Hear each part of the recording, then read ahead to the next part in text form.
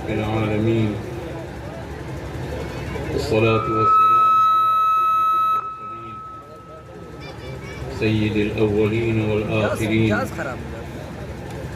سيدنا ونبينا وحبيبنا وإمامنا وقدوتنا ومولانا محمد وعلى آله وصحبه أجمعين ومن تبعهم بإحسان ودعا بدعوتهم إلى يوم الدين. أما بعد،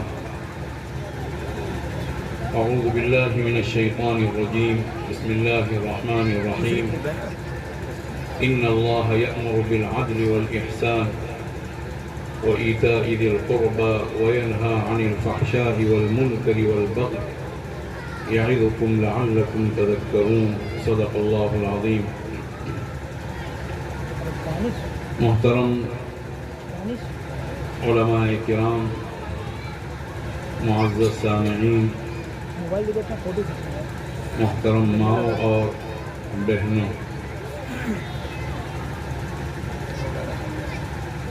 اللہ رب العزت نے یہ جو زندگی ہمیں دی ہے، یہ سیر و تفریح کے لیے، ٹائم پاس کرنے کے لیے، جشن منانے کے لیے، وقت گزاری کے لیے یا دوسری لغویات کے لیے نہیں دی ہے۔ اللہ کی طرف سے عطا کردہ یہ مبارک زندگی اللہ کی نعمت ہونے کے ساتھ ساتھ اللہ رب العزت کی امانت بھی ہے۔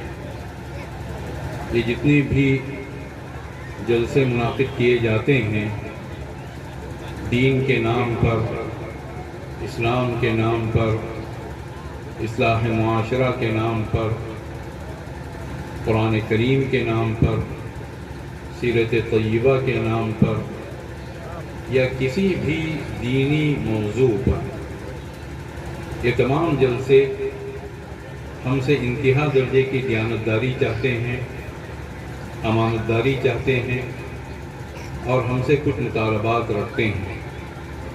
ان مطالبات کو اگر ہم نے پورا کیا تو پھر ان جلسوں میں ہمارا آنا ہمارے لیے انتہائی باعث خیر اور برکت ہے۔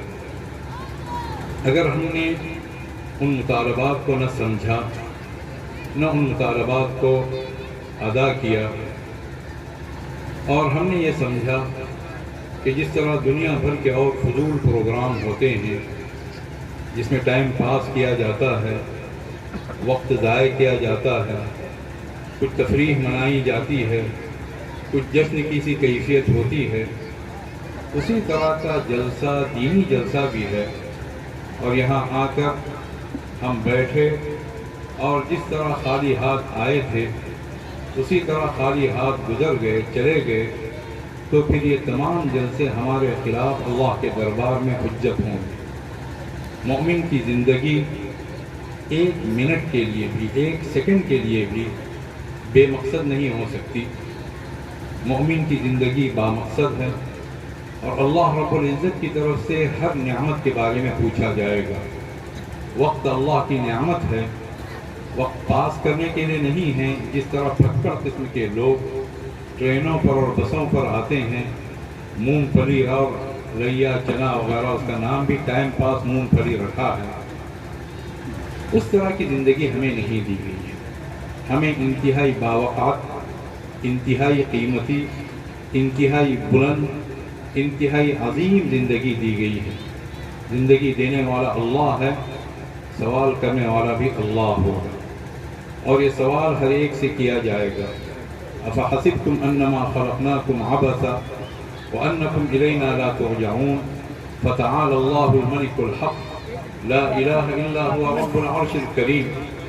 اے انسانوں، کیا تم نے یہ گمان کر رکھا ہے، یہ خیال کر رکھا ہے کہ ہم نے تمہیں بیکار پیدا کیا، ہمیں کوئی کام نہیں تھا؟ نعوذ باللہ، ہم نے انسان کو ایسے پیدا کر دیا۔ وَأَنَّكُمْ إِلَيْنَا لَا تُرْجَعُونَ، اور تمہیں ہمارے پاس پلٹایا نہیں جائے گا، تو یہ خیال خود بیکار ہے۔ فَتَعَالَى اللَّهُ الْمَلِكُ الْحَقُّ، اللہ رب العزت کی ذات انتہائی بلند و برتر ہے، وہ بادشاہ حقیقی ہے، لا الہ الا ہو، اس کے علاوہ کوئی معبود نہیں، رب العرش الکریم، و عرش کریم کا رب ہے۔ اللہ کا یہ بھی ارشاد ہے ثم لتسألن یومئذ عن النعیم، اے انسانوں تم سب سے ہر نعمت کے بارے میں پوچھا جائے، چاہے وہ نعمت دینی ہو، چاہے وہ دنیاوی ہو، چاہے وہ مادی ہو، چاہے وہ معنوی ہو، چاہے وہ روحانی ہو، ہر نعمت کے بارے میں اللہ تعالیٰ سوال کرے گا اور ہر ایک سے سوال کرے گا۔ وہاں اللہ کے دربار میں کوئی اپنی برادری کے ساتھ نہیں آئے گا، اپنے علاقے کے ساتھ نہیں آئے گا، اپنی جمعیت کے ساتھ نہیں آئے گا، اپنی جماعت کے ساتھ نہیں آئے گا، اپنی تحریک کے ساتھ نہیں آئے گا، وہ بالکل تنے تنہا حاضر ہوگا۔ قرآن کریم اس کی گواہی دیتا ہے اور لوگوں کے کان کھولتا ہے۔ اللہ رب العزت نے یہ بات ارشاد فرمائی ہے ان کل من فی السماوات والارض الا آتی الرحمن عبدا، زمین اور آسمانوں میں جتنے بھی لوگ ہیں وہ سب رحمان کے دربار میں بندے بن کر حاضر ہوں گے، اس لیے کہ وہ بندے ہیں اللہ کے۔ لقد احصاهم وعدهم عدا، اللہ نے سب کو احاطے میں لے رکھا ہے، شمار کر رکھا ہے، ایک ایک کو اللہ نے گن رکھا ہے۔ وَكُلُّهُمْ آتِيهِ يَوْمَ الْقِيَامَةِ فَرْدًا، اور سب کے سب دربار الہی میں تنے تنہا حاضر ہوں گے۔ ابن آدم کو کھڑا کیا جائے گا۔ حدیث پاک کے الفاظ ہے مَا مِنْكُمْ مِنْ أَحَدٍ إِلَّا وَسَيُكَلِّمُهُ رَبُّهُ لَيْسَ بَيْنَهُ وَبَيْنَهُ تَرْجُمَانٌ، تم میں سے کوئی ایک بھی ایسا نہیں ہوگا جس سے اس کا رب گفتگو نہ کرے، اس حال میں کہ اس کے اور رب کے درمیان کوئی تیسرا ترجمانی کرنے والا نہیں ہوگا۔ فَيَنْظُرُ أَيْمَنَ مِنْهُ، وہ اپنی داہنی طرف دیکھے گا تو فَلَا يَرَى إِلَّا مَا قَدَّمَ، اپنے اعمال کو پائے گا جو اس نے اعمال آگے بھیج رکھے ہیں۔ اپنی بائیں طرف دیکھے گا فَلَا يَرَى إِلَّا مَا قَدَّمَ، وہ اپنے اعمال کو دیکھے گا جو اس نے اعمال آگے بھیج رکھے تھے۔ وَيَنْظُرُ تِلْقَاءَ وَجْهِهِ، اور وہ اپنے چہرے کے سامنے دیکھے گا۔ فَيَنْظُرُ إِلَّا النَّارِ فَلَا يَنْظُرُ إِلَّا النَّارِ، یا فَيَنْظُرُ النَّارِ، یا اس سے ملتے جلتے الفاظ رسول اکرم صلی اللہ علیہ وسلم نے ارشاد فرمائے کہ وہ آگ دیکھے گا، آگ کا ٹھانٹے مارتا ہوا سمندر۔ پانی کا سمندر انسان دیکھتا ہے، دل پر ایک رعب پڑ جاتا ہے، جبکہ پانی بہت مرغوب چیز ہے۔ آگ سے تو ویسے بھی آدمی بھاگتا ہے، وہ پورا سمندر ہوگا ٹھانٹے مارتا ہوا، اور اللہ کی طرف سے سوالات ہوں گے، بندے کو جوابات دینے پڑیں گے۔ فاتقوا النار ولو بشق تمرہ، اے لوگوں آگ سے بچو، چاہے کھجور کا ایک ٹکڑا ہی خیرات کر کے کیوں نہ ہو۔ فإن لم يجد، اگر انسان وہ نہیں پاتا ہے، فبکلمۃ طیبہ، تو اچھے بول کے ذریعے سے، اچھے کلمات کے ذریعے سے وہ آگ سے بچنے کی فکر کرے۔ ہر انسان اس کی فکر کرے، اور ہر انسان سے بھی سوال ہوگا جو عمر ہم نے دی تھی اس عمر کو تم نے کہاں گوایا۔ یہ بات طے ہے، یہ جو اللہ نے بات فرما دی، جو اللہ کے رسول صلی اللہ علیہ وسلم نے باتیں ارشاد فرمائی، ان کا ہونا طے ہے۔ زمین و آسمان ٹل سکتے ہیں، ہماری نگاہیں دھوکہ کھا سکتی ہیں، لیکن اللہ کا فرمان ٹالا نہیں جا سکتا۔ حضور اکرم صلی اللہ علیہ وسلم کا فرمان برحق ہے، وہ واقع ہو کر رہے گا۔ حضرت صلی اللہ علیہ وسلم نے ارشاد فرمایا لا تزول قدم عبد، کسی بھی بندے کے قدم ہل نہیں سکیں گے، حتی یسأل عن اربع، یہاں تک کہ چار چیزوں کے بارے میں اس سے سوال نہ ہو۔ عن عمرہ فیما افناہ، اس کے عمر کے بارے میں سوال ہوگا کہ عمر کو کہاں گنوایا۔ وعن شبابہ فیما ابلاہ، اور اب اس کی نوجوانی کے بارے میں، اس کی جوانی کے بارے میں سوال ہوگا کہ جوانی کو کہاں کھپایا۔ وعن مالہ من این اکتسب وفیما انفق، مال کے بارے میں سوال ہوگا کہاں سے کمایا، کہاں خرچ کیا۔ وعن علمہ ماذا عمل بہ، علم کے بارے میں سوال ہوگا کہ اس علم پر کیا عمل کیا۔ ان سوالات کا جواب دینے کے لیے ہمیں دنیا میں بھیجا گیا ہے۔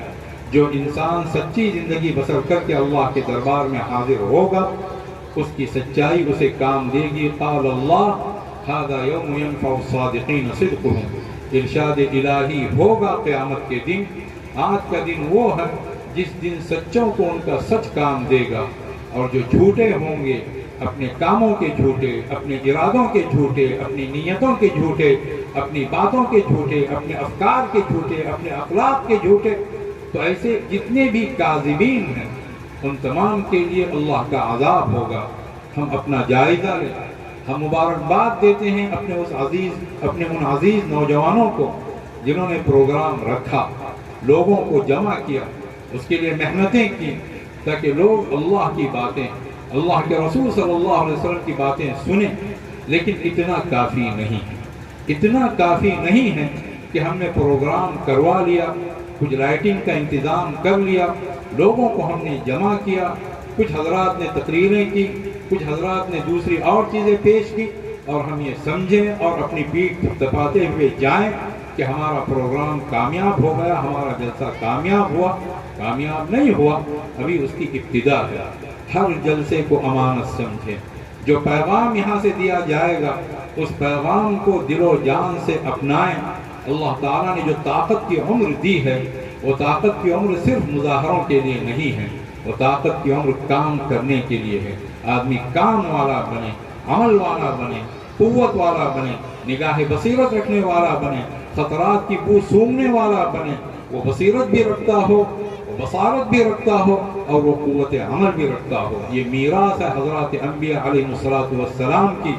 حضرت ابراہیم علیہ السلام، حضرت اسحاق علیہ السلام، حضرت یعقوب علیہ السلام کو اللہ نے بطور مثال کے پیش فرمایا، اور یہ بات ارشاد فرمائی، وَاذْكُرْ عِبَادَنَا إِبْرَاهِيمَ وَإِسْحَاقَ وَيَعْقُوبَ أُولِي الْأَيْدِي وَالْأَبْصَارِ۔ ہمارے بندوں کو یاد کرو، ابراہیم کو یاد کرو، اسحاق کو یاد کرو، یعقوب کو یاد کرو۔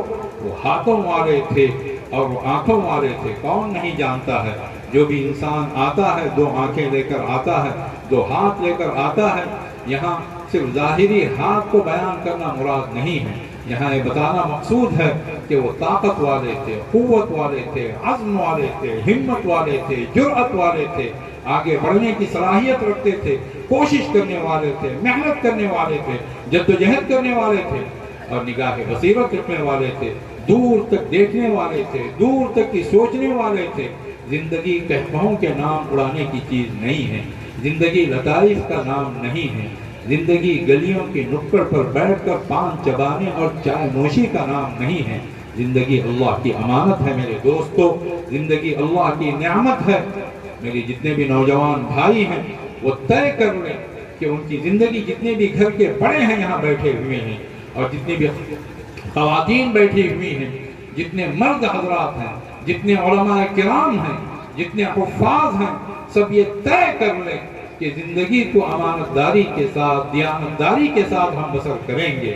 رسول اکرم صلی اللہ علیہ وسلم نے یہ بات ارشاد فرمائی، سب سے پہلی چیز جو میری امت سے اٹھائی جائے گی وہ امانت داری ہوگی، یاد رکھیے گا۔ مظاہرات، ظاہر داری، اس کا بوجھ انسان کی کمر کو توڑ کر رکھ دے گا اور اس کی پیٹھ کو دو ٹکڑے کر دے گا۔ حقیقت کے مطابق زندگی بسر کی جائے، امانت داری کے ساتھ زندگی بسر کی جائے، فَلَوْ صَدَقُوا اللَّهَ لَكَانَ خَيْرًا لَهُمْ۔ لوگ اگر اللہ سے سچے رہیں گے تو یہ چیز ان کے حق میں سب سے بہتر ہے۔ سب سے پہلی چیز جو اٹھائی جائے گی وہ دیانت داری اور امانت داری ہے۔ اور حضرت انس رضی اللہ تعالی عنہ نے یہ بات کہی ہے، قلما خطبنا رسول اللہ صلی اللہ علیہ وآلہ وسلم الا وقد قال فيها لا ایمان لمن لا امانت له ولا دین لمن لا عہد له۔ بہت کم ایسا ہوا ہے اللہ کے رسول صلی اللہ علیہ وسلم نے کوئی خطاب فرمایا ہو، کوئی خطبہ ارشاد فرمایا ہو اور اس میں یہ بات نہ فرمائی ہو جس کے اندر امانت داری نہیں، اس کے اندر ایمان نہیں، جس کے اندر عہد کی پابندی نہیں، اس کے اندر کوئی دین نہیں۔ تو اس کے مطابق ہمیں اپنی زندگیوں کا جائزہ لینا ہے۔ جو آیت ہم نے تلاوت کی قرآن کریم کی جامع ترین آیت ہے، قرآن کریم کی ہر آیت جامع ترین ہے، اور اللہ کا کوئی بندہ اللہ کے کلام کی کسی بھی آیت پر اگر سچے جذبے سے عمل کرنے کی نیت کرے گا، اللہ سے توفیق چاہے گا، اللہ سے دعا کرے گا، ہمیں اللہ کی ذات سے امید ہے، اس کے لیے ساری آیتیں کھل جائیں گی۔ اللہ کا کوئی بندہ اللہ کے رسول صلی اللہ علیہ وسلم کی کسی بھی حدیث پر سچے جذبے سے عمل کرنے کی کوشش کرے گا، اللہ سے دعائیں کرے گا، ہمیں اللہ کی ذات سے امید ہے، پورا ذخیرہ احادیث اس کے سامنے کھل جائے گا، اور اس کے لیے تمام احادیث پر اللہ کی توفیق سے عمل کرنا آسان ہو جائے گا۔ اللہ نے اس آیت میں पैगाम दिया है घर के बड़ों के लिए, मुआशरे के बड़ों के लिए, हजरात उलमा के लिए, नौजवानों के लिए जिनकी उम्र ताकत और कुव्वत की होती है। इन्नल्लाह यअमुरु बिल अद्ल, इन्नल्लाह यअमुरु बिल अद्ल, इन्नल्लाह यअमुरु बिल अद्ल। अल्लाह ताला का हुक्म है इंसाफ से काम लिया जाए, लोगों के साथ इंसाफ, अपनों के साथ इंसाफ, अपने साथ इंसाफ, घर वालों के साथ इंसाफ, परायों के साथ इंसाफ, पड़ोसियों के साथ इंसाफ, दोस्तों के साथ इंसाफ, दुश्मनों के साथ इंसाफ। वला यजरिमन्नकुम शनआनु कौमिन अला अल्ला तादिलू, किसी कौम की तुम्हारे साथ की हुई दुश्मनी तुम्हें हरगिज़ इस पर आमादा न करे कि तुम इंसाफ का दामन छोड़ दो, इंसाफ से काम लिया जाए, अपनी जिंदगियों का जायजा लिया जाए। क्या हम अपनी जिंदगी के साथ इंसाफ कर रहे हैं?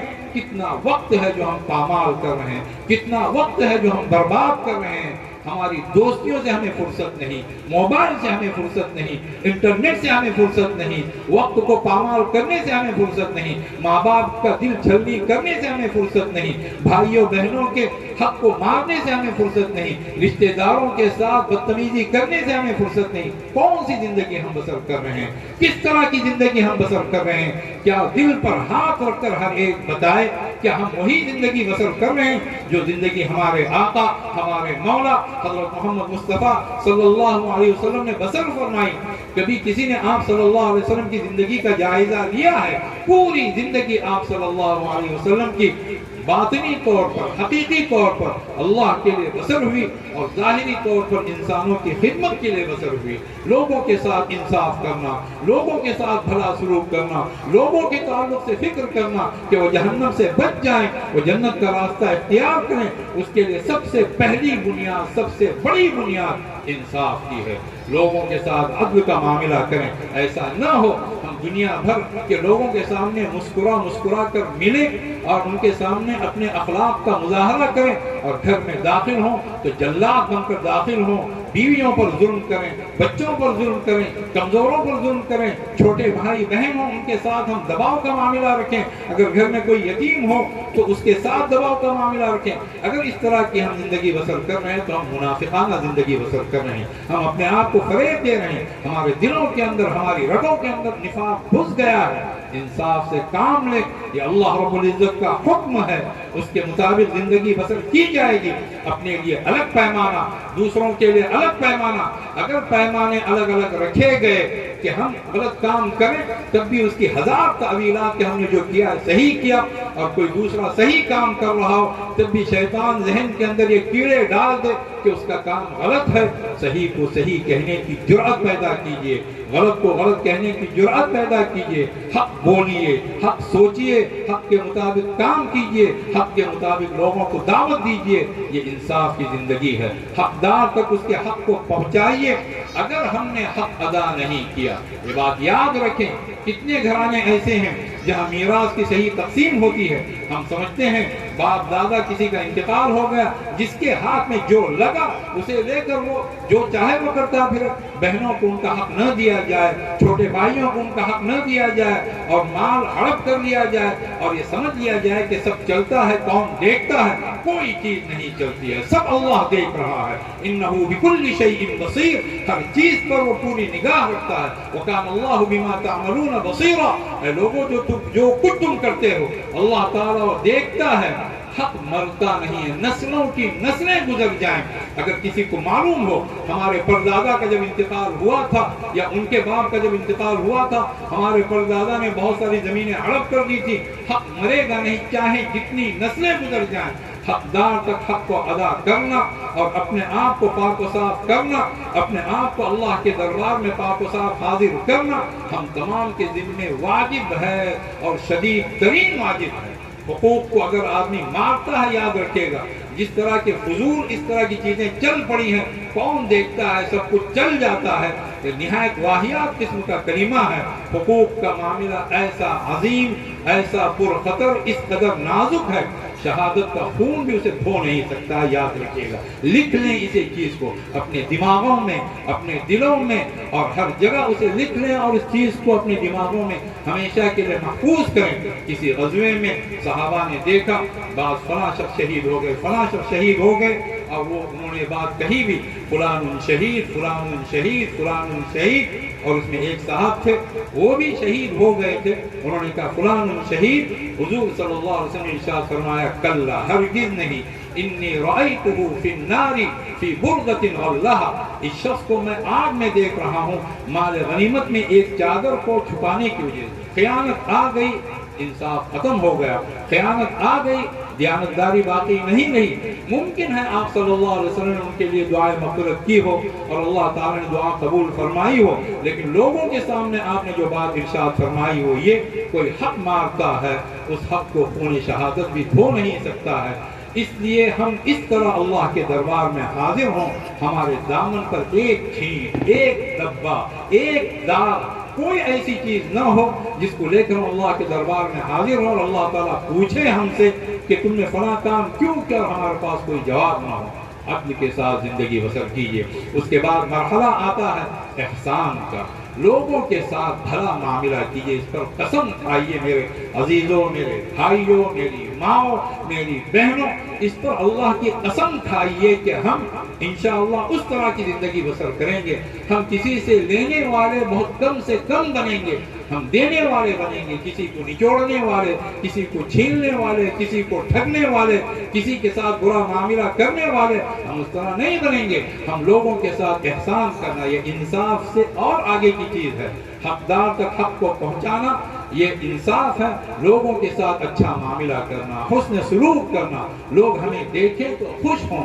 ہم اندر ہی اندر کسی کو اذیت پہنچانے والے, کسی کو تکلیف پہنچانے والے, کسی کے ساتھ ناانصافی کا معاملہ کرنے والے, کسی کے ساتھ اذیت رسانی کا معاملہ کرنے والے, روزانہ ہزاروں دفعہ اس چیز سے اللہ رب العزت کے سامنے توبہ کریں کہ ہم اس طرح اللہ تعالی ہمیں نہ بنا کہ ہم کسی کے ساتھ بدتمیزی کرنے والے, بدسلوکی کرنے والے, ظلم کرنے والے. اتقوا الظلم, حضور اکرم صلی اللہ علیہ وسلم کا ارشاد ہے. ایک تو کھلا ظلم ہوتا ہے اور ایک ظلم اندر ہی اندر ہوتا ہے.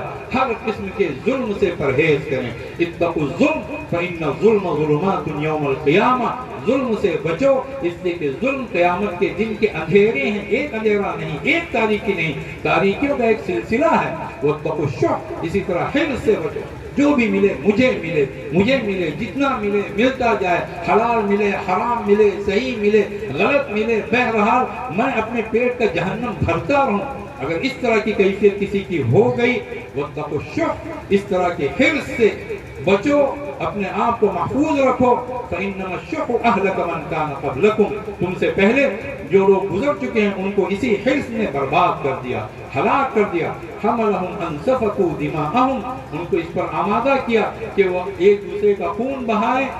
واستحلوا محارمهم, اور جو چیزیں ان پر حرام کر دی گئی تھیں اس کو حلال کریں. ان تمام چیزوں سے حضور صلی اللہ علیہ وسلم نے اور خود اللہ رب العزت نے منع فرمایا. احسان کی زندگی بسر کریں. جو اس کا عزم کرتا ہے اللہ تعالیٰ اسے دیتا بھی ہے. وہ دوسروں کے ساتھ حسن سلوک کرنے والا, خود تکلیف برداشت کر کے دوسروں کو راحت پہنچانے والا وہ بنے گا. اللہ کے رسول صلی اللہ علیہ وسلم نے ایک جگہ ایمان کا تعارف ہی انہی الفاظ سے فرمایا. آپ صلی اللہ علیہ وسلم سے پوچھا گیا مل ایمان, ایمان کیا ہے؟ اس کے مختلف جوابات دیے گئے ہیں مختلف مواقع پر. ایک مرتبہ آپ صلی اللہ علیہ وسلم نے ارشاد فرمایا الصبر والسماحہ, ایمان یہ ہے کہ دوسروں کی تکلیفوں پر آدمی صبر کرے, اور ایمان یہ ہے اپنی طرف سے دل کھول کر معاملہ کرے. کوئی ہمارے ساتھ اگر بدتمیزی کرے تو ہماری طرف سے اس کا جواب کیا ہو؟ حسن اخلاق سے ہو, اچھی چیزوں سے ہو. اللہ کے رسول صلی اللہ علیہ وسلم نے یہ بات ارشاد فرمائی کہ میں ضمانت دیتا ہوں, جنت کے ابتدائی حصے میں ایک گھر کی ضمانت دیتا ہوں. اس شخص کے لیے میں ضمانت دیتا ہوں لمن ترک المراء, جو جھگڑے کو چھوڑ دے, جو جھگڑے کو چھوڑ دے چاہے وہ حق پر ہو, اس کے باوجود جانے دیں. جھگڑا بڑھایا جائے گا پھر نسلوں تک وہ چیزیں چلیں گی, لیکن جانے دو. یہ اگر کسی کی کیفیت ہے اس کے لیے جنت کے ابتدائی حصے میں اللہ کے رسول صلی اللہ علیہ وسلم نے ایک گھر کی، اور جنت کے گھر وہ ہیں جس کی دنیا کے تمام گھر مل کر ان کی گرد تک نہیں پہنچ سکتے۔ میں ضمانت دیتا ہوں، اور جنت کے درمیانی حصے میں میں اس شخص کے لیے ضمانت لیتا ہوں جو مزاح کو چھوڑ دے، مذاق کو چھوڑ دے، جو جھوٹ کو چھوڑ دے، چاہے وہ مذاقی میں جھوٹ بول رہا ہو، ہر طرح کے جھوٹ سے اپنے آپ کو پاک کر کے ایک سچی زندگی بسر کی جائے۔ اور میں جنت کے اعلیٰ ترین حصے میں اس کے لیے ضمانت دیتا ہوں جس کے اخلاق اچھے ہوں، اور اچھے اخلاق کا مطلب صرف مسکرا کر ملنا ہی نہیں، وہ بھی اس میں شامل ہیں۔ اچھے اخلاق کا بنیادی مقصد لوگوں کو فائدہ پہنچانا ہے، اچھے اخلاق کا بنیادی مطلب لوگوں کو نقصان سے بچانا ہے۔ جو انسان اس طرح کا رہتا ہے وہ اچھے اخلاق کا ہے، اور اس کے لیے حضرت صلی اللہ علیہ وسلم کی طرف سے بشارتیں ہیں۔ تو احسانی زندگی بسر کرنے کا عزم کریں کہ ہماری طرف سے انسانوں کے ساتھ بہتر سے بہتر معاملہ ہوگا۔ وَاعْبُدُوا اللَّهَ، ایک اللہ کی عبادت کرو، اس کے ساتھ کسی کو شریک نہ کرو۔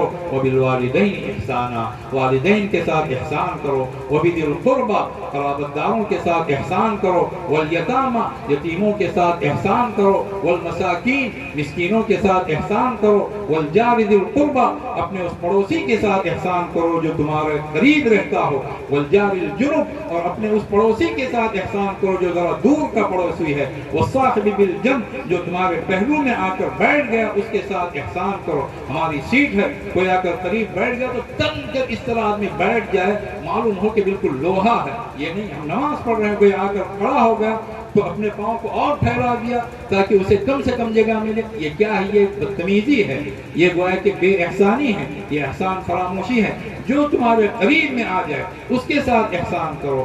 وہ ابن السبیل، جو مسافر ہیں، جو راہگیر ہیں، ان کے ساتھ احسان کرو۔ وما ملکت ایمانکم، اور جن کے تم مالک ہو، جو تمہارے غلام ہیں، جو بانیاں ہیں، اس زمانے کے لحاظ سے جو تمہارے نوکر چاکر ہیں، ان کے ساتھ احسان کرو۔ ان اللہ لا يحب من كان مختالا فخورا، اللہ رب العزت کو نفرت ہے ان لوگوں سے جن کے اندر اکڑ پائی جاتی ہے، جو فخر کرتے ہیں، جو تکبر کرتے ہیں، جو اپنی ناک اونچی رکھنے کی فکر میں لگے رہتے ہیں، چاہے صحیح ہو چاہے غلط ہو، ان کو اس سے کوئی بحث نہیں، ان کی اپنی ناک اونچی رہے۔ اس ناک کو اتنا رگڑے میرے دوست کو، اس قدر رگڑے رگڑے رگڑے اور اتنا گھس دیں کہ اس ناک کا کوئی وجود ہی باقی نہیں ہے۔ ہر وہ ناک جو حکم خدا حکم رسول کے مقابلے پر کھڑی کی جائے، اس طرح کی ناک پر لعنت بھیج دیں، اسے ختم کر دیں۔ ہم اللہ کے پابند، ہم رسول اللہ کے پابند، ہم دین اسلام کے پابند، ہم اخلاق حسنہ کے پابند، ہم احسان کے پابند، ہماری زندگی اس طرح بسر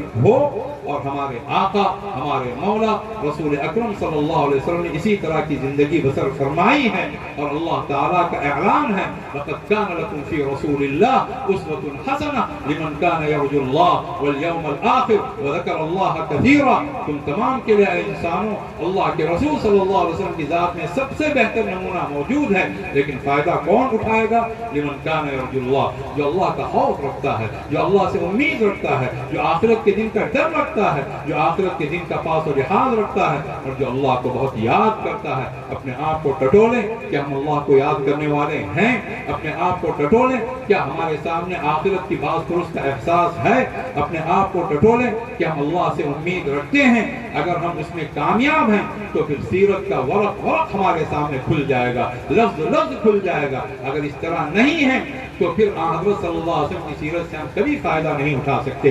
اس کے مطابق اپنے آپ کو بنایا جائے۔ وَإِيتَاءِ ذِي الْقُرْبَى، اللہ کا حکم یہ بھی ہے اپنے قرابت داروں کو نوازا جائے، احسان حسن سلوک کرنا، ایتا ان کو دینا، ان کو نوازشات کی بارش کرنا۔ وہ قرابت دار ہیں، ان کا ہم سے رشتہ ہے، اور اسلام رشتوں کو جوڑنے کے لیے آیا ہے۔ حضرت صلی اللہ علیہ وسلم جب مبعوث ہوئے اور جو ابتدائی بنیادی احکامات آپ صلی اللہ علیہ وسلم نے دیے، تو اس میں یہ بات آپ صلی اللہ علیہ وسلم نے ارشاد فرمائی، مجھے بھیجا گیا ہے، اس کام کے لیے بھیجا گیا کہ ایک اللہ کی میں عبادت کروں اور بتوں کی نفی کروں، بتوں کو توڑ دوں، وہ شرک سے دور رہوں اور لوگوں کو دور رکھوں، اور مجھے اس کام کے لیے بھیجا گیا کہ رشتوں کو جوڑوں۔ جو انسان رشتوں کو جوڑتا ہے، پھر اس کے بعد میں فرد فرد سے جڑتا ہے، گھر گھر سے جڑتا ہے، محلہ محلے سے جڑتا ہے، گاؤں گاؤں سے جڑتا ہے، قصبہ قصبے سے جڑتا ہے، ضلع ضلع سے جڑتا ہے۔ ہم جوڑنے کے لیے آئے ہیں، اور اس کی ابتدا رشتوں کے ساتھ ہوگی۔ ایسا ہرگز نہ ہو کسی اور کے ساتھ کوئی بھی معاملہ اسے برداشت کر لیا جاتا ہے. رشتہ دار نے کوئی بات کہہ دی ایسی ہلکی پھلکی بات، اس کو ہم نے دل پر لے لیا اور ان سے تعلقات منقطع ہو گئے اور پھر نسلوں تک وہ تعلقات منقطع رہے. آدمی دیکھتا ہے کیا چیز ہوئی تھی تو کوئی چیز اس میں پائی ہی نہیں جا رہی. اس طرح رشتہ داری نبھائی نہیں جاتی ہے. اور ہم جو یہ سمجھتے ہیں کہ صلہ رحمی کا مطلب یہ ہے وہ ہمارے ساتھ اچھا کرے، ہم بھی اس کے ساتھ اچھا کریں گے، یہ نہیں. لیس الواصل بالمکافئ، لیس الواصل بالمکافئ. وہ جو بدلے میں تعلقات نبھاتا ہے وہ رشتوں کو جوڑنے والا نہیں ہے. رشتوں کو جوڑنے والا وہ ہے کوئی ہمارے ساتھ اپنے رشتے کو منقطع کرے لیکن ہم پھر بھی اس کے ساتھ احسان کا معاملہ کریں گے، ہم رشتے کو جوڑیں گے، ہم اس کے پاس جائیں گے، ہم اس کی دلجوئی کریں گے، ہم آڑے وقت میں اس کے کام آئیں گے.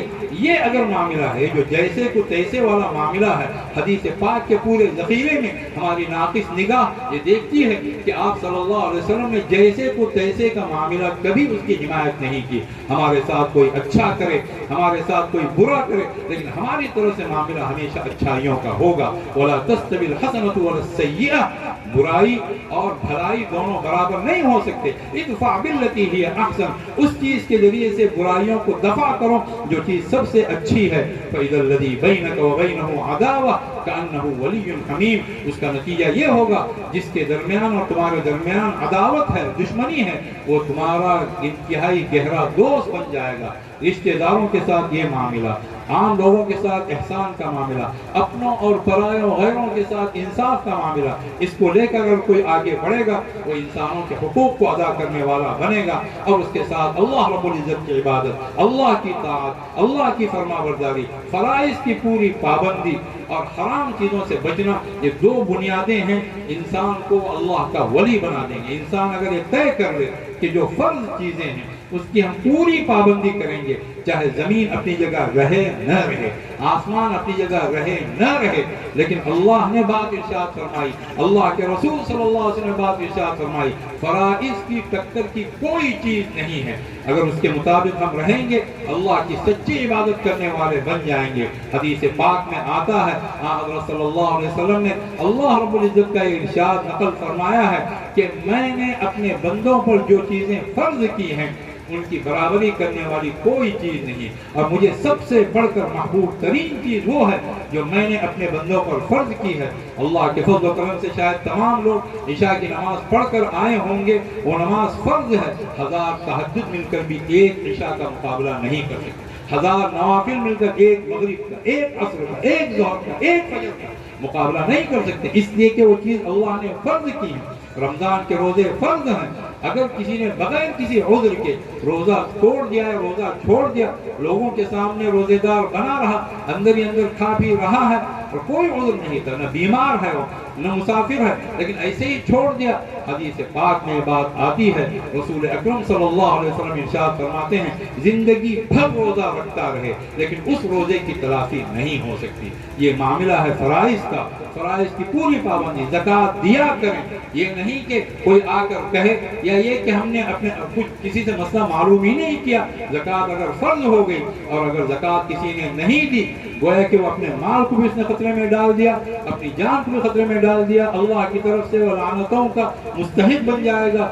جان کر ہمارے پاس اتنے پیسے ہیں، ہمارے پاس اتنا سونا ہے، ہمارے پاس اتنی چاندی ہے، ہمارے پاس فلاں مال اتنا ہے، ہماری دکان میں اتنا مال ہے، سال پورا ہو چکا ہے، کتنی زکوٰۃ مجھ پر فرض ہو رہی ہے، علماء سے معلوم کریں. ہم جو جاتے ہیں کہ مولانا صاحب فلاں چیز میں کاروبار میں بہت نقصان ہے، کاروبار بہت مندہ چل رہا ہے، دعا فرمائیں، یقیناً یہ بھی عبادت ہے، لیکن صرف اسی کام کے لیے نہ جائیں بلکہ اس کام کے لیے بھی جائیں کہ مجھ پر زکوٰۃ کتنی فرض ہوئی ہے.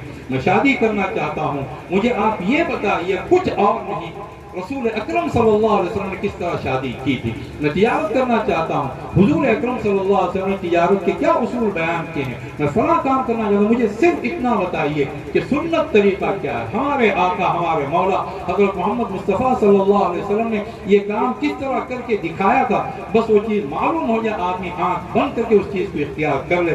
اللہ کے رسول صلی اللہ علیہ وسلم کے راستے کو اختیار کر کے، دین کو اختیار کر کے آج تک کوئی ذلیل ہوا ہے نہ ہوگا.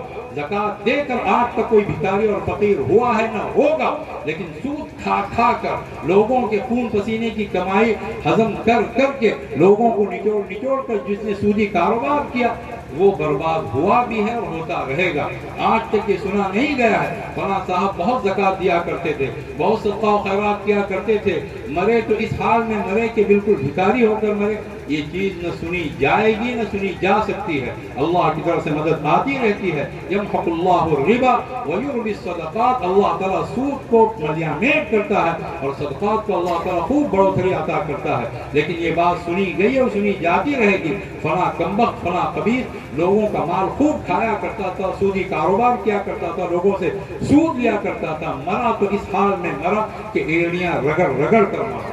تو اللہ رب العزت کے دین کو اختیار کر کے ہم کبھی پامال نہیں ہو سکتے۔ اللہ رب العزت نے جو دین دیا ہے، اس دین میں ہمارے لیے عزت ہے۔ وَلِلَّهِ الْعِزَّةُ وَلِرَسُولِهِ وَلِلْمُؤْمِنِينَ وَلَكِنَّ الْمُنَافِقِينَ لَا يَعْلَمُونَ، عزت اللہ کی، عزت اللہ کے رسول کی، عزت اہل ایمان کی جو اللہ کی باتیں مانتے ہیں اور رسول صلی اللہ علیہ وسلم کے طریقے پر چلتے ہیں، ان کے لیے عزت ہے۔ وَلَكِنَّ الْمُنَافِقِينَ لَا يَعْلَمُونَ، لیکن منافق کچھ جانتے نہیں ہیں۔ تو پہلی ایک بنیادی چیز فرائض کی پابندی، اور اس کے ساتھ ساتھ دوسری بنیادی چیز وہ اتنی ہی اہم ہے جتنی اہم فرائض کی پابندی ہے، وہ ہے حرام کاموں سے بچنا۔ آدمی بے حیائی سے بچے، آدمی بد نظری سے بچے، آدمی حرام کاموں سے بچے، آدمی حرام کمائی سے بچے، آدمی ظلم سے بچے۔ جو چیزیں اللہ نے اور اللہ کے رسول صلی اللہ علیہ وسلم نے حرام کر دی ہیں کہ یہ چیز جائز نہیں، سود حرام ہے نہیں لیا جائے گا، رشوت حرام ہے نہ دی جائے گی نہ دی جائے گی، چوری حرام ہے نہیں کی جائے گی، کسی کو ٹھگنا حرام ہے ٹھگا نہیں جائے گا، کسی پر ظلم کرنا حرام ہے ہرگز ظلم نہیں کیا جائے گا۔ ہم لوگ یہ سمجھتے ہیں جو بہت زیادہ نوافل پڑھتا ہے وہ بہت بڑا عبادت گزار ہے۔ نوافل کا پڑھنا، ذکر کا کرنا سر آنکھوں پر یہ بہت بڑی بنیاد ہے، اس میں کوئی ادنا شک نہیں ہے۔ حضور اکرم صلی اللہ علیہ وسلم نے اس شخص کو سب سے بڑا عبادت گزار فرمایا ہے جو حرام چیزوں سے بچتا ہے۔ اتق المحارم، اتق المحارم تکن اعبد الناس، جو چیزیں حرام ہیں اس سے بچ، اس سے دور رہ، اس سے اپنے آپ کو محفوظ رکھ، تو لوگوں میں سب سے بڑا عبادت گزار بن جائے گا۔ یہ فرمان کس کا ہے؟ اللہ کے رسول صلی اللہ علیہ وسلم کا۔ ان دو بنیادوں کو طے کر لیں، فرائض کی پابندی ہوگی، کسی قیمت پر ان کو چھوڑا نہیں جائے گا، حرام چیزوں سے بچا جائے گا، کسی قیمت پر ان کو نہیں کیا جائے گا۔ یہ ہے جوانی، یہ ہے طاقت، یہ ہے ہمت، یہ ہے حوصلہ، یہ ہے جرأت۔ اس کے مطابق ہم آگے بڑھنے والے بن جائیں۔ یہ بنیادیں اللہ تعالیٰ نے کرنے کی بتائی ہیں اور چھوڑنے کی جو بنیادیں بتائیں، جن چیزوں کو چھوڑا جائے گا زندگی پاکیزہ ترین بن جائے گی۔ وَيَنْهَا عَنِ الْفَحْشَاءِ وَالْمُنْكَرِ وَالْبَغْيِ، خطبے میں عام طور سے یہ آیتیں پڑھی جاتی ہیں، خطبے کے اخیر میں، دوسرے خطبے کے اخیر میں۔ کتنے لوگوں کو توفیق ہوئی ہوگی وہ کسی عالم دین سے جا کر پوچھیں کہ اس آیت کا کیا مطلب ہے، اور خطبے میں آیت پڑھی جاتی ہے، اس میں ہمیں کون سا پیغام دیا جاتا ہے، معلوم کر لیں۔ اللہ رب العزت نے یہ بات ارشاد فرمایا، اللہ منع کرتا ہے، اللہ روکتا ہے۔ اور اللہ تعالیٰ کسی چیز سے روکے، باپ بیٹے کو روکتا ہے، بیٹا وہ کام کرے، دو تین جھاپڑ رسید کرے، میں روک رہا ہوں، پھر تیری ہمت کیسے ہوئی؟ باپ کو غیرت آتی ہے اور بھائیوں کو غیرت آتی ہے، اور سب سے بڑی غیرت اللہ رب العزت کو آتی ہے۔ ان اللہ تعالی یغار، حدیث پاک کے الفاظ ہیں، حضور اکرم صلی اللہ علیہ وسلم نے ارشاد فرمایا اللہ تعالیٰ کو غیرت آتی ہے۔ وغیرت اللہ تعالی ان یأتی المرء ما حرمہ علیہ، اللہ کو غیرت اس وقت آتی ہے جب آدمی ان کاموں کا ارتکاب کرتا ہے جسے اللہ نے حرام کیا ہے۔ میں نے اس چیز کو حرام کیا، پھر تیری جرأت کیسی ہوئی؟ تو اللہ نے منع فرمایا ہر فحاشی سے، آدمی بے حیائی سے دور رہے، آدمی پاک و صاف رہے، ہر طرح کی بے حیائی سے دور رہے۔ آدم علیہ السلام پر ابلیس کا سب سے پہلا حملہ جو ہوا تھا وہ شرک کرنے کے لیے آ کر ابلیس نے نہیں کہا تھا، ابلیس نے وہ کام کروایا جس سے ان کے لباس اتر گئے تاکہ وہ بے حیا بن جائیں۔ اور جب آدمی بے حیا بنتا ہے، بے عمل بنتا ہے، بے علم بنتا ہے، بے عزت بنتا ہے، اور پتہ نہیں وہ کیا کچھ بنتا ہے، وہ جانوروں کی سطح پر اتر آتا ہے۔ حدیث پاک میں رسول اکرم صلی اللہ علیہ وسلم نے یہ بات ارشاد فرمائی، ان مما ادرک الناس من کلام النبوۃ الاولی اذا لم تستحی فاصنع ما شئت، لوگوں نے سابقہ نبوت کی جو چیزیں چلی آ رہی ہیں ان میں سے جو ایک بنیادی چیز پائی ہے وہ یہ بات ہے، وہ تمام انبیاء نے یہ بات کہی، حضور اکرم صلی اللہ علیہ وسلم نے بات ارشاد فرمائی کہ اگر تمہارے اندر حیا ہی نہیں ہے، غیرت نہیں ہے، شرم نہیں ہے، جو چاہے وہ کرو۔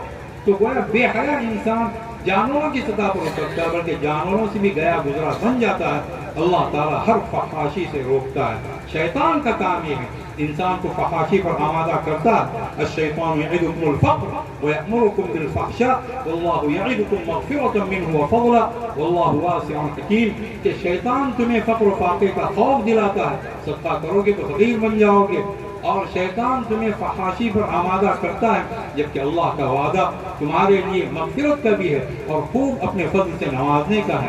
ہر قسم کی فحاشی سے کوئی فحش چیز دیکھی نہیں جائے گی، سنی نہیں جائے گی، پڑھی نہیں جائے گی، گھر میں داخل نہیں کی جائے گی۔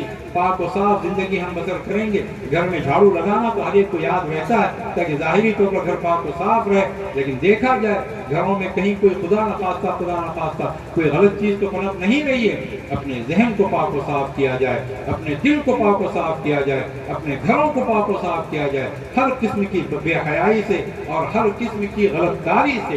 وَيَنْهَى عَنِ الْفَحْشَاءِ وَالْمُنكَرِ، اور اسی طرح تمام منکرات سے، جو کام شریعت کی نگاہ میں پسندیدہ نہیں ہے، ہر کام کے تعلق سے یہ ذہن بنا لیا جائے۔ آ کر کسی سے پوچھا جائے کہ یہ چیز شریعت میں جائز ہے یا نہیں ہے، جاننے والوں سے جو علم رکھتے ہوں، جو تقویٰ رکھتے ہوں، جو عمل رکھتے ہوں، جو اللہ والے ہوں، ان سے آ کر معلوم کیا جائے کہ جائز ہے یا نہیں ہے۔ اگر معلوم ہو جائے کہ اللہ نے منع کیا ہے، معلوم ہو جائے کہ رسول اللہ صلی اللہ علیہ وسلم نے منع فرمایا، تو پھر اس چیز سے باز رہے آدمی، ہر منکرات سے، والبغی، اور لوگوں پر دست درازی سے، لوگوں پر دباؤ ڈالنے سے، لوگوں پر زیادتی کرنے سے، ان تین چیزوں سے منع کیا گیا۔ بے حیائی سے بچے گا، پاک و صاف زندگی عطا ہوگی، اور منکرات سے بچے گا، اللہ رب العزت کی طرف سے نیکیوں کی توفیق ملے گی۔ دباؤ سے بچے گا، لوگوں کے ساتھ انصاف اور احسان کا معاملہ کرنے والا بنے گا۔ اللہ نے بات ارشاد فرمائی، یعظکم لعلکم تذکرون، اللہ تعالیٰ تمہیں نصیحت کرتا ہے تاکہ تم غور کرو، تاکہ تم سبق حاصل کرو، تاکہ تم سوچو۔ قرآن کریم غور کرنے کی دعوت دیتا ہے، اس کی تلاوت کی جائے، روزانہ ایک پارہ آدھا پارہ تلاوت کرنے کا عزم رکھے، اللہ خوب یاد کرے، تسبیحات کی پابندی کرے، نمازوں کے بعد میں تسبیحات کرے، اور ایسے بھی چلتے پھرتے اللہ رب العزت کا ذکر کرے، قرآن کریم کی تلاوت کرے۔ پڑھنا نہیں آتا ہو، جس طرح لوگ کہتے ہیں کہ آدمی کی چپل ٹوٹ جائے تو کسی موچی کے پاس جا کر کھڑا ہو جاتا ہے اور حال محسوس نہیں کرتا، اس سے کہ ضرورت اٹکی ہوئی ہے۔ اللہ کا کلام پڑھنا نہیں آئے، علم کی کوئی عمر نہیں ہوتی ہے، جس عمر میں بھی آپ ہیں اللہ کا کلام پڑھنے کی، اللہ کا کلام سیکھنے کی، اللہ کے کلام سے وابستہ ہونے کی کوشش کریں، اور اپنی اولاد کو بھی یہ کام سکھائیں۔ یہ کام کریں گے آپ اپنے گھروں کی اصلاح کرنے والے بنیں گے۔ اگر یہ کام نہیں کیا، چاہے ہم لاکھ کسی طرح سے اپنے طور پر اصلاح کرنے کی کوشش کریں، وہ اصلاح نہیں ہو سکتی۔ والذین یمسکون بالکتاب واقاموا الصلاۃ انا لا نضیع اجر المصلحین، جو اللہ کی کتاب کو مضبوطی سے تھامتے ہیں، اسے پڑھتے ہیں، اسے سمجھتے ہیں، اس پر عمل کرتے ہیں، اس کی طرف دعوت دیتے ہیں، نمازوں کو قائم کرتے ہیں، اپنی اولاد کے ذریعے سے بھی نمازوں کو قائم کرتے ہیں، اس کا حکم دیتے ہیں، اس کا ماحول بناتے ہیں، ایسے اصلاح کرنے والوں کے اجر کو ہم ضائع نہیں کریں گے۔ میں امید کرتا ہوں، کہنے والا اپنے آپ سے بھی اور آپ حضرات سے بھی امید کرتا ہوں، خواتین سے امید کرتا ہوں، اور نوجوانوں سے بالخصوص حضرات علماء کرام سے بالاخص میں امید کرتا ہوں کہ اس طرح کی زندگی ہم بسر کریں گے، وہ اللہ والی زندگی، وہ اللہ کو راضی کرنے والی زندگی، وہ رسول اللہ صلی اللہ علیہ وسلم کی زندگی سے مشابہت اختیار کرنے والی مبارک زندگی، وہ زندگی ہم بسر کریں گے۔ اسی میں دنیا کا بھی مزہ ہے، اسی میں آخرت کا بھی مزہ ہے۔ اس میں انسان اپنا وقت اگر گزارے گا تو حقیقت میں اپنے وقت کو قیمتی بنا رہا ہے۔ اور اللہ رب العزت کی مبارک آیت پر اپنی بات کو مکمل کرتا ہوں، بلکہ دو آیتوں پر، قل ان صلاتی ونسکی ومحیای ومماتی للہ رب العالمین، کہیے اے محمد صلی اللہ علیہ وسلم، بے شک میری نماز، میری قربانی، میرا جینا، میرا مرنا سب اللہ رب العزت کے لیے ہے، جو تمام جہانوں کا پروردگار ہے، اس کا کوئی شریک نہیں۔ مجھے اسی بات کا حکم دیا گیا اور میں اللہ کا اولین فرما بردار ہوں۔ اور حضرت صلی اللہ علیہ وسلم کے بارے میں یہ بات کہی گئی، لقد کان لکم فی رسول اللہ اسوۃ حسنہ، تم تمام کے لیے اے انسانوں، اے لوگوں، اے اللہ کے بندوں، رسول اللہ صلی اللہ علیہ وسلم کی ذات میں سب سے بہتر نمونہ موجود ہے۔ لیکن فائدہ اٹھانے والے کون ہیں؟ لمن کان یرجو اللہ، جو اللہ سے امید رکھے، اللہ کا خوف بھی رکھے، والیوم الآخر جو آخرت کے دن کی توقع رکھے، اس میں جواب دہی کا احساس بھی رکھے، وذکر اللہ کثیرا جو اللہ رب العزت کو بہت یاد کرے، یاد رکھے اور اللہ رب العزت کی باتوں کو بیان کرے۔ ذکر یذکر ذکرن کا مطلب یاد کرنے کا بھی ہے، یاد رکھنے کا بھی ہے، چرچا کرنے کا بھی ہے۔ یہ علاقہ، یہ پورا علاقہ ایک مردم خیز علاقہ رہا ہے۔ اللہ کے فضل و کرم سے ایسی بڑی بڑی شخصیات پیدا ہوئی ہیں، خاص طور پر مولانا عبدالماجد دریابادی رحمۃ اللہ علیہ کا نام لینا بہت ضروری سمجھتا ہوں، جن کے ذریعے سے اس علاقے کی شہرت ہوئی۔ لیکن وہ شہرت کس بنیاد پر ہوئی؟ تو اللہ والے تھے، اللہ کی کتاب کی خدمت کرنے والے، اللہ رب العزت کی طرف سے جو احکامات ملے ان کو بندگان خدا تک پہنچانے والے، مفسر قرآن، بندگان خدا کے لیے تڑپ رکھنے والے۔ اور اللہ رب العزت کی کسی کے ساتھ کوئی رشتہ داری نہیں ہے۔ جو بھی بندہ اللہ والا بنے گا، چاہے امیر ہو، غریب ہو، کالا ہو، گورا ہو، کسی علاقے کا ہو، کسی برادری کا ہو، کوئی بھی زبان بولتا ہو، جو اللہ والا بنے گا اللہ رب العزت اس کا بنے گا۔ اللہ یجتبی الیہ من یشاء ویہدی الیہ من ینیب، اللہ جسے چاہتا ہے اپنا بنا لیتا ہے، اور جو اللہ کی طرف پلٹ پلٹ کر آتا ہے اللہ تعالیٰ اسے اپنے پاس آنے کا راستہ بھی دیتا ہے۔ اللہ رب العزت اس حاضری کو قبول فرمائے اور ہمارے آنے اور جانے کو اللہ تعالیٰ مدخل صدق مخرج صدق فرمائے، سچا آنا اور سچا جانا، اور آپ حضرات کے قیام کو اللہ تعالیٰ قیام صدق فرمائے، سچا رہنا۔ وآخر دعوانا الحمدللہ رب العالمین۔